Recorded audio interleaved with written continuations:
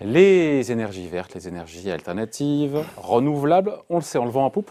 Comment investir sur cette thématique? N'est-il pas trop tard, au vu les niveaux de valorisation? On remet ça dans le contexte de l'actualité. Patrick Pouyanné, le patron de Total, qui disait ouais, j'aime bien, il commence. Non, mais le pauvre. Je n'ai même pas encore dit bonjour. Ouais. Frédéric Lorenzini, donc, pour Patrimoine 24, Patrick Pouyanné, qui disait que c'était hors de question qu'il fasse des fusions-acquisitions là-dedans, parce que les valorisations étaient délirantes. Peut-être qu'il n'a pas les moyens. Hein, c'est encore un autre sujet. Non, bon, mais... Pourquoi vous nous parlez donc des énergies alternatives? Il vient de que... se réveiller, là, le gars. Hein. Oui, il vient un peu de se réveiller, parce que c'est le sujet chaud et qu'effectivement, toutes ces énergies alternatives, qu'elles soient cotées ou pas, on le voit en poupe. Juste quelques chiffres. Total, le PER, hein, c'est le multiple de valorisation sur le résultat net, le bénéfice. Total, en 2019, c'était 7,50. ExxonMobil, c'était le double, c'était 15. Et puis, Nexera Energy, c'était 36. Et donc, on voit bien qu'il y a... Nexera, c'est cette valeur qui est dans les énergies clean. Entre autres, qui n'est pas que dans les énergies clean, mais qui pèse en est plus que ExxonMobil en bourse. Oui, voilà. Et c'est extrêmement intéressant parce qu'il y a un mix, quand on regarde Nexera, il y a un peu du clean, il y a aussi un peu de la distribution, il y a du moins clean, il y a un peu... Et donc, il y a tout un secteur qui est porté par une vague. Alors du coup, ça génère une bulle. Souvenez-vous, le mois dernier, le gouvernement a dit qu'il allait mettre 7 milliards d'euros sur la table. Sur l'hydrogène. Sur l'hydrogène. Ouais. EDF a émis des obligations green bond pour plus de 2 milliards d'euros. On est sur une ébullition de ces énergies nouvelles, ce qui est un petit peu différent des énergies alternatives. Vous vous souvenez, il y a 10-15 ans, on découvrait l'éolien et le solaire. Donc on dit, ah ouais, ça c'est bien, c'est des énergies renouvelables sur le travail de la nature. Là, on est sur des énergies nouvelles. L'hydrogène, il y a quand même une intervention humaine pour que ça fonctionne. Ouais. Et donc c'est vrai qu'on est sur est-ce qu'il y a une bulle? Est-ce que c'est cher? Je pense qu'il y a à boire et à manger. Quelles entreprises vont en profiter? Souvent des noms qu'on ne connaît pas bien encore. Alors, il y a tout un écosystème qui part de toutes petites de start-up à des entreprises qui ont pignon sur rue.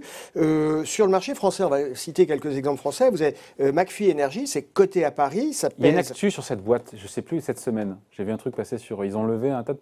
Ben oui, 200 millions d'euros, je ne suis pas sûr à vérifier, mais j'ai vu. C'est à 24 euros. Et year to date, depuis le début de l'année, ça a fait plus 540%. Wow. Plus 540% depuis le début de l'année. Ça fait quoi, cette McPhy Energy? Il faut un truc très astucieux. Eux, c'est des équipementiers. Donc, ils fournissent les producteurs d'énergie en équipement, donc ils sont sur l'amont. Mais à côté de gens qui sont sur l'amont, vous avez une structure comme Symbio, qui est une JV, une joint venture entre Forestia et Michelin, dans le domaine de la pile à combustible. Ça, pour ceux qui font du bateau, c'est extrêmement utile, la pile à combustible. Vous avez des acteurs classiques, comme Air Liquide, comme Alstom.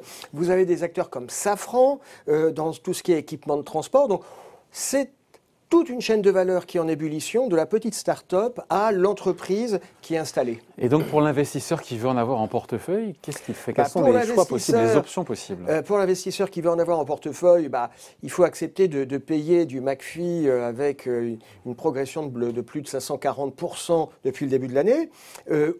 Mais sur le marché français, il y a quand même relativement peu de valeur, donc il faut aller à l'international.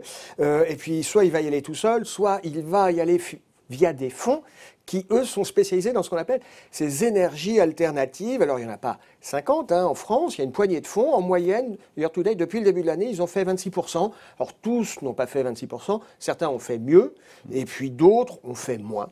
Mais en moyenne, depuis le début de l'année, c'est ça, c'est 26%. Ça va, oui, c'est bien. Quand le CAC 40 en perd encore, je ne sais pas, voilà. 10 oui. au moins. Alors, effectivement, c'est moins flatteur que McPhy. Oui, mais il y a peut-être un peu moins de volatilité aussi. C'est sûr. Et au niveau fonds, il y en a combien, vous avez dit? Il y en a une? Oh, il y en a une dizaine. Il y en a 10, 15. Ah ouais, donc on n'a pas l'embarras du choix. Hein. Non, il n'y a pas l'embarras du choix. Quelques exemples, un fonds emblématique. Ce n'est pas nécessairement celui qui a la performance la plus florissante, mais en tous les cas, c'est un des plus anciens, le Pictet Clean Energy. C'est en action internationale, on l'a dit. Il y a un tropisme américain parce que c'est là, il y a presque 50% des actifs qui sont investis sur des valeurs américaines. C'est 16% depuis le début de l'année et c'est presque 8% par an sur 5 ans. Mais en même temps, c'est volatile. En même temps, c'est volatile parce que ça a fait 36% en 2019 et moins 15% en 2018. Donc voilà, c'est un secteur qui peut délivrer de la performance, sachant qu'à chaque fois qu'on a de la performance est associé de la volatilité. C'est le risque. Évidemment. Il y a le pionnier, mais après, quels sont les meilleurs performeurs? Quels sont les fonds investis meilleurs performeurs, en alternative, en fonds d'énergie alternative, laisse-moi finir, durables, qui sont les... Parce que c'est ça le sujet. Vous me direz quand il y en a 10, en trouver 2 ou 3. Ouais. Allez, BlackRock Sustainable Energy, près de 9% par an sur 10 ans. Ouais, 9% par an sur 10 ans. Et puis un petit, le Schroeder Global Energy Transition, donc, qui annonce clairement la couleur. Depuis, sur un an, ça a fait 50% sur un an. Donc ça, c'est quand même très attractif. Et un petit dernier, Multipartner Smart Energy, c'est 13% par an sur 5 ans. Ouais. Voilà. Alors toujours, en gardant à l'esprit qu'il y a de la volatilité, c'est une moyenne, c'est une annualisation. Ce n'est pas chaque année 13%. Ça peut être plus certaines années et sensiblement moins d'autres années. Ouais. On finit là-dessus juste, je reboucle avec Patrick Pouyanné qui nous dit, voilà, refuser d'acheter dans ce secteur-là des énergies clean parce que les valorisations sont... Il a employé le mot bulle et donc on se dit, si le patron Total dit ça, est-ce que nous, en tant que particulier, est-ce qu'il n'est pas trop tard? Alors, c'est la question qu'on pose. Il a dit, mais autant faire nous-mêmes des startups, on pourrait même gagner de l'argent en faisant des startups dans les nouvelles énergies, en les vendant. Je crois qu'il mélange deux problématiques, Patrick. Il y a l'investissement. Est-ce que si je veux investir sur ces technologies, c'est cher, c'est pas cher? Et il y a une autre problématique, qui est une problématique d'industriel, c'est est-ce qu'il a le choix ou pas? Il y a un moment, il le dit lui-même, son chiffre d'affaires sur le pétrole, il va être en attrition. Donc, il n'a pas le choix. Alors, soit il investit, soit il le fait lui-même, soit il le fait lui-même. Mais comme dirait Papy Brice, il y a un moment, il faut tenir la corde et puis il faut bien s'accrocher parce que ça va aller très vite avec des niveaux de valorisation qui ne vont Donc, il n'est pas trop tard pour le particulier pour en avoir? Non, je pense qu'il n'est pas trop tard. Je pense que c'est toujours délicat d'investir sur des titres vifs en direct. Parce que, on l'a vu, quand c'est McPhy ou McPhy, McPhy Energy, c'est autre chose. Voilà. Alors c'est un petit français, c'est sympathique. Ouais. L'action est à 24 €, donc on se dit c'est un petit ticket. Mais voilà, elle a en termes de capi, c'est quoi en termes de poids boursier? C'est pas énorme, je n'ai plus en tête, mais c'est pas énorme. Ouais. Ça a pris plus de 500% depuis le début de l'année. C'est évident qu'à un moment ça va corriger. Bon, maintenant si c'est une ligne marginale dans votre portefeuille, c'est pas un sujet. Mais plutôt via des fonds.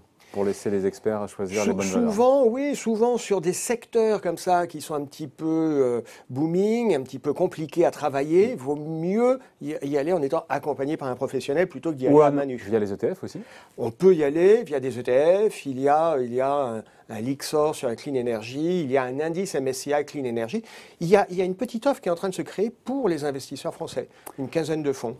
Fonds, ça inclut les ETF, bien sûr. Bien sûr. À regarder donc, à réfléchir, à mûrir. Ouais. Merci beaucoup, Frédéric Lorenzini, donc journaliste à Patrimoine 24. Salut. À bientôt.